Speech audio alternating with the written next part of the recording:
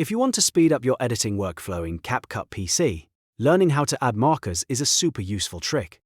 Markers help you keep track of important points on your timeline, whether you're syncing music, planning cuts, or marking sections you want to come back to later. In this quick tutorial, I'll show you exactly how to add a marker in CapCut PC in just a few seconds.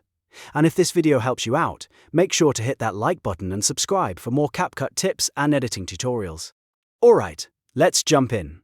First, open your project in CapCut PC and head to your timeline. The most important part is placing the playhead exactly where you want the marker to appear. You can do that by clicking directly on the timeline and moving the playhead to the precise moment you need. If you're working with a specific clip, you can also select that clip first so the marker is attached to it. This is helpful when you want to organize notes or edits around a certain section of footage. Once your playhead is in the right spot, you have two easy ways to add the marker. The fastest method is to press M on your keyboard. That keyboard shortcut instantly drops a marker right where your playhead is positioned. If you prefer using the interface, look just above the timeline for the Add Marker button. It usually appears as a small flag icon. Click that icon, and CapCut will place the marker at the current playhead position. After the marker is added, you'll see it appear on the timeline so you can easily identify that point later. This is especially useful when you're editing long videos because it helps you stay organized without constantly replaying sections over and over.